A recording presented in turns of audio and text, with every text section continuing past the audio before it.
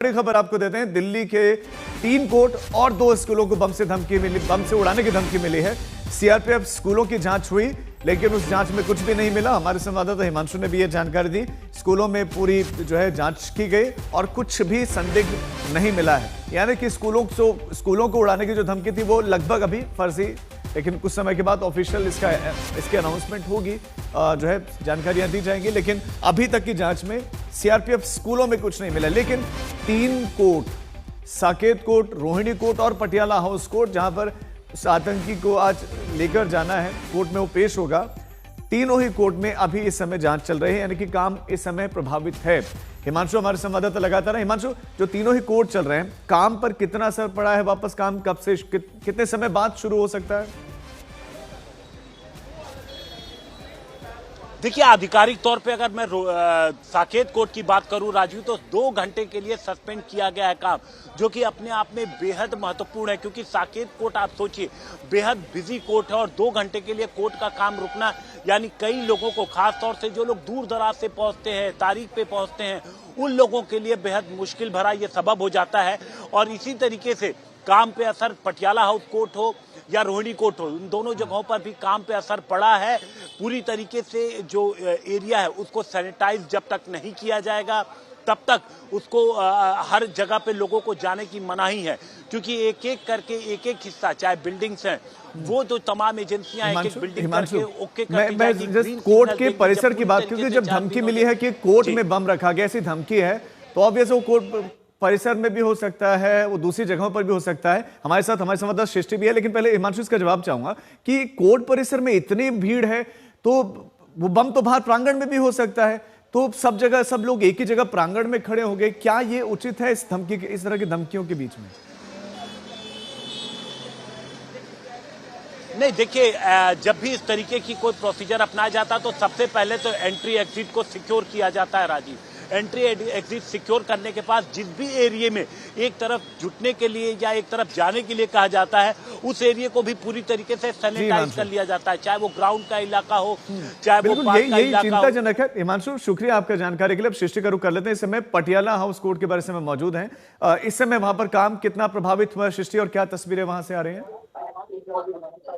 जी, मैं Patiala house court के बिल्कुल सामने अभी खड़ी हूँ और जितनी इंफॉर्मेशन हमें मिली है वो ये है कि सारे district courts including Patiala house court, Saket court में जो बॉम्ब थ्रेट का ईमेल है वो आया था। और उसके बाद जहां तक पटियाला हाउस कोर्ट की बात है, हमने देखा कि पूरी सैनिटाइजेशन की जो प्रक्रिया थी वो ऑलरेडी पूरी की जा चुकी है। कुछ देर पहले हमने देखा था सैनिटाइजेशन होते हुए। यहाँ पे सिक्योरिटी डिप्लॉयमेंट जो पटियाला हाउस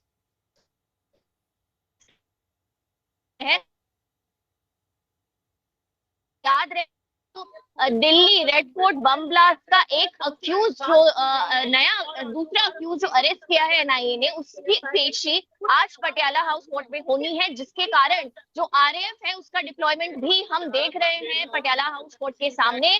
जहां तक ये कोर्ट की बात है, कोर्ट का काम अभी अंदर चल रहा है, कोर्ट को इवैक्यूएट नहीं करवाया गया है। हम देख रहे हैं वकील, लिटिगेंट्स, काफी लोग कोर्ट के अंदर है, कोई ब्लॉक यहाँ की एंट्री नहीं की गई है। लेकिन अगर हम साकेत कोर्ट की बात करें तो वहां से हमें ये इन्फॉर्मेशन मिली है कि 2 घंटे के लिए जो कोर्ट का काम है वो बंद किया गया, लोगों को कोर्ट से इवैक्यूएट किया गया, ताकि पूरी तरीके से जो जांच है अथॉरिटीज अपनी पूरी कर पाए, जो बॉम्ब थ्रेट के केसेस में जांच करनी होती है। जो न्यू दिल्ली बार एसोसिएशन के सेक्रेटरी है, उन्होंने पटियाला हाउस कोर्ट के बाहर आके कहा कि पूरी प्रक्रिया को फॉलो किया गया है और उन्हें ये लगता है कि ये जो बॉम्ब थ्रेट है ये होक्स हो सकता है। लेकिन फिर भी अथॉरिटीज जो है वो काफी स्ट्रिक्टली सारा प्रोटोकॉल फॉलो कर रही है, क्योंकि स्पेसिफिकली बिकॉज हमने रिसेंटली ही कुछ समय पहले रेड फोर्ट के एरिया के पास एक बम ब्लास्ट होते हुए देखा है, जिसमें 10 से ज्यादा, कम से कम 14 लोगों ने अपनी जानें गंवाई हैं। उसका इन्वेस्टिगेशन अभी भी चल रहा है। पटियाला हाउस कोर्ट में आप बता रहे हैं कि उस आरोपी को आज पेश भी किया जाना है, कितने बजे पेश किया जाएगा वो भी आप बताइए। लेकिन साथ साथ में आप बता रहे हैं चूंकि काम चल रहा है, तो क्या ये मानकर चलें कि पूरी जांच हो गई है, इसीलिए वहां पर अब सारा काम सुचारू रूप से चल रहा है?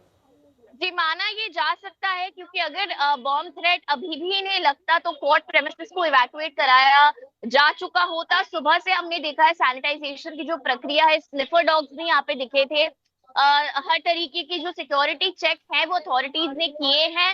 Bomb threat accused, bomb blast accused जो दूसरा अक्यूज एनआईए ने अरेस्ट किया है, पहला अक्यूज जो अरेस्ट किया था उसे कल इसी कोर्ट में पेश किया गया था और 10 दिन की रिमांड एनआईए को मिली थी। दूसरा अक्यूज, कल जो अक्यूज प्रोड्यूस हुआ था उसे सुबह के टाइम हमने प्रोडक्शन उसका देखा था।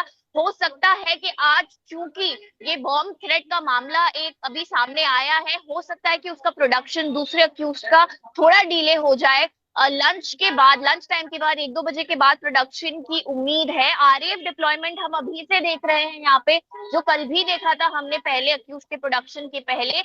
एनआईए का मामला है, सिक्योरिटी मेजर्स जो है बहुत ही सीरियसली लिए जाते हैं जब ऐसे मामले में अक्यूज कोर्ट के सामने प्रोड्यूस किए जाते हैं। कल भी हमने देखा था कोर्ट में एंट्री रिस्ट्रिक्ट की गई थी, अक्यूज का चेहरा छुपा के अक्यूज को यहाँ लाया गया था। तो कुछ समय में हम उम्मीद कर सकते हैं एक बार ये security situation, bomb threat situation clear हो जाए, उसके बाद दूसरे अक्यूज का प्रोडक्शन हम एक्सपेक्ट कर सकते हैं। राजीव, सृष्टि आप बने रहे हमारे साथ, हिमांशु भी हमारे साथ है। हिमांशु, साकेत से भी जानकारी मिल रही है, पटियाला से अभी सृष्टि जानकारी दे रही थी वहां क्या चल रहा है, लेकिन दूसरे कोर्ट से भी और कुछ जानकारी मिल रही है आपको? जी देखिए, जहां जो मेल में जितनी भी जगह है, चाहे वो रोहिणी कोर्ट हो, पटियाला कोर्ट हो, साकेत कोर्ट हो, इन सभी जगहों पर जैसे ही ये मेल मिला था कंट्रोल रूम को जानकारी दी गई और कंट्रोल रूम ने तमाम जो प्रोसीजर हैं उसको तुरंत शुरू कर दिया, इसको स्टार्ट कर दिया काम को।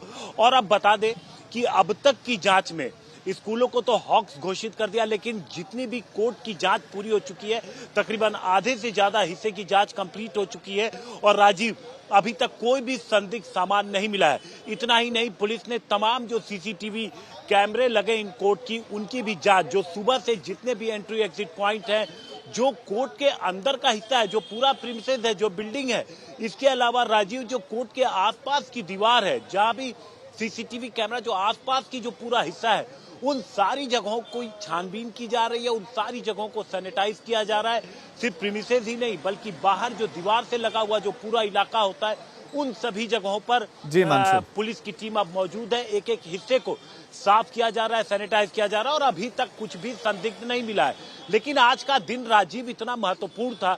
पटियाला हाउस कोर्ट में आप देखिए कि पेशी 12 बजे के बाद कभी भी होनी थी और ऐसे में इस मेल ने, आप कह सकते हैं कि पेशी की टाइम को आगे भी बढ़ा दिया, क्योंकि जैसे ही ये मेल आया उसके बाद सिक्योरिटी एजेंसीज ने तुरंत काम शुरू कर दिया। और अब देखना ये होगा कि कोर्ट्स की जो तीनों कोर्ट हैं उनका सैनिटाइजेशन का काम कब तक चलता है। हिमांशु बने रहे हमारे साथ। सृष्टि के पास एक बार जल्दी से चलते हैं। हमें दिख रहा है कि बहुत जबरदस्त वहां पर सिक्योरिटी है, आप तस्वीरें भी सृष्टि दिखाएं और ये भी बताएं कि क्या जो पेशी होनी है आतंकी की, क्या वो डिले हो गई है?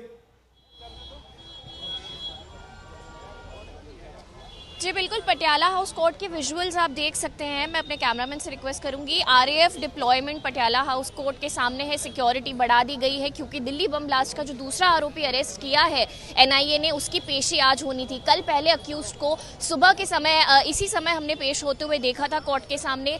10 दिन की जो रिमांड है वो दी थी कल कोर्ट ने। आज भी उम्मीद थी कि उसी समय जो कश्मीर से जिसे अरेस्ट करके लाए हैं दूसरे अक्यूज को, उसको पेश किया जाएगा कोर्ट के सामने। लेकिन इस बॉम्ब थ्रेट ईमेल जो डिस्ट्रिक्ट कोर्ट्स को मिला है उसके बाद पूरी तरीके से सिक्योरिटी चेक वापस से ज़रूरी था, सैनिटाइजेशन किया गया है।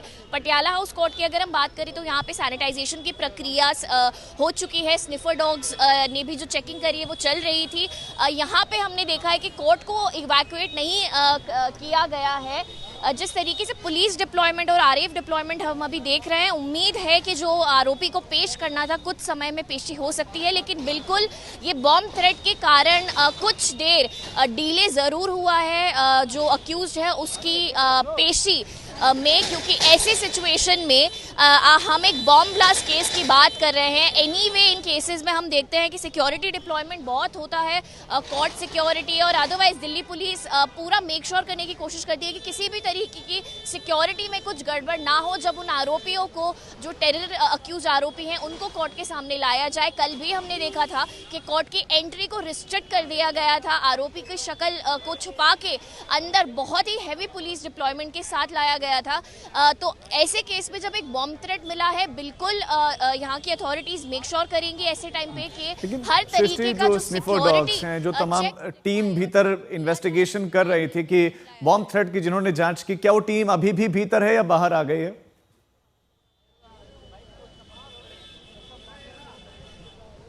जी, काफी बड़ा एरिया है पटियाला हाउस कैंपस का। हमें जितना अपने सूत्रों से पता चला है वो ये है कि जांच मोस्टली खत्म हो चुकी है। सैनिटाइजेशन की प्रक्रिया एटलीस्ट पटियाला हाउस कोर्ट में खत्म हो गई है। किसी भी तरीके का इवैक्यूएशन हमने पटियाला हाउस कोर्ट में नहीं देखा। जो डिप्लॉयमेंट हम देख रहे हैं वो मोस्ट प्रोबेबली इसलिए है क्योंकि जैसा कि मैंने कहा, बॉम्ब ब्लास्ट के आरोपी को यहाँ प्रोड्यूस करा जाना है। इसी तरीके का डिप्लॉयमेंट हमने कल भी देखा था, लेकिन चहल पहल आज थोड़ी ज्यादा है क्योंकि बॉम्ब थ्रेट जो आरोपी है वो पेश